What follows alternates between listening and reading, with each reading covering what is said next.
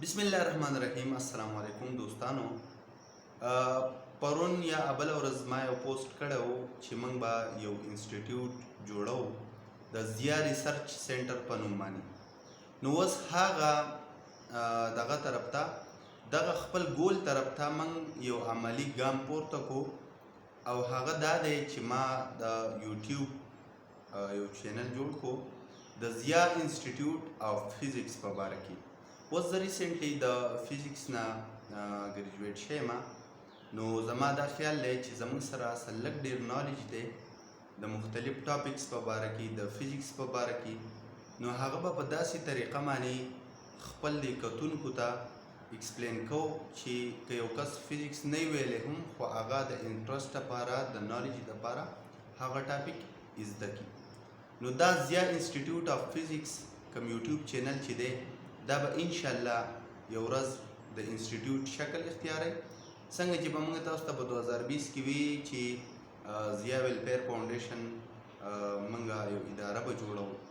بیا زموږ د ملګرو او په زرګونو ممبرز زموږ د سپورټرز د هغو په مدد سره ضیا ویلفیر فاونډیشن چې دی هغه د یو ادارې په شکل کې ستاسو مخې ته راغی او د هغو چې کوم د ضیا ویلفیر فاونډیشن چې کوم آوټپوټس دي نو هغه هم تاسو وکتل. نو په دې چینل باندې به موږ د فرست ایئر سیکنډ ایئر د بی ایس د لیول څه ټاپکس هغه به تاسو ته الابوریټ کوو. اوس که هغه زیما یا بل څوک دی خو هغه به په دې چینل باندې هغه ټاپکس الابوریټ کوي. نو تاسو ټولو ته درخواست دی چې څنګه تاسو په ضیا ویلفیر فاونډیشن کې د هغې په جوړولو کې، د هغې په مخکې کولو کې او د هغې په چلولو کې تاسو زموږ هیلپ کړی دی او هغه ټولو خلکو ته پته ده چې په زرګونو خلکو ته د ضیا ویلفیر فاونډیشن نه پیدا ده او دا ستاسو د محنت نتیجه ده. نو ضیا انسټیټیوټ اف فزیکس یوټیوب چینل چې دی انشاءالله هغه ورځې لرې نه دي چې دا به د یو ادارې حیثیت دخ کوي او هلته به موږ په دې خپله علاقه کې، په خپله نړۍ کې، په خپل وطن کې پاکستان کې به ساینسي شعور په خلکو کې راولو او کوشش به کوو. موږ شعور موږ راویستی نه شو خو د شعور د راویستو کوشش به کوو. صحیح ده. نو دا به زموږ سره انفارمیشن وي.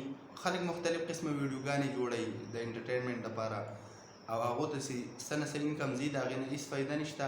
د دې نه چې کم انکم راځي انشاءالله دا به د زیډ آر سی په قایمولو کې او څه چې د دې انسټیټیوټ لګي د هغې خرچه ده په هغې کې به استعمالوو او دا یو نیک قدم دی. نو تاسو هم راځئ په دې کې زموږ سره مرسته وکړئ، خپلو ملګرو سره د ضیا انسټیټیوټ اف فزیکس د دې دا چینل شریک کړئ چې هغوی هم سبسکرایب کړي او کوم چې ستاسو څوک جونیرز دي یا کولیګس دي نو هغو ته هم وایئ که د هغو داسې انفارمیټیو ویډیوز پکار وي نو چې هغه هم دا ګوري.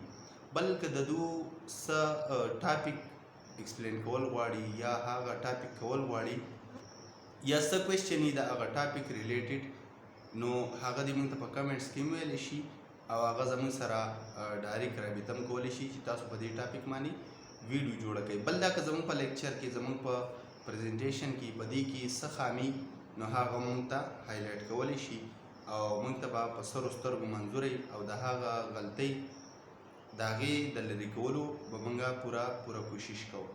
نو ضیا انسټیټیوټ اف فزیکس او ضیا ریسرچ سینټر د دې لپاره نن ما د عملی قدم چت کو او د دې په محنت کې به تاسو زموږ سره ټول شریک یې چې دا دوه ادارې چې دي دا څنګه چې ضیا ویلفیر فاونډیشن اداره په وجود کې راغلې ده، دا ادارې به هم ستاسو په وجه، ستاسو په محنت باندې، ستاسو په ټایم باندې دا به په وجود کې راځي او انشاءالله هغه ورځې لرې نه دي.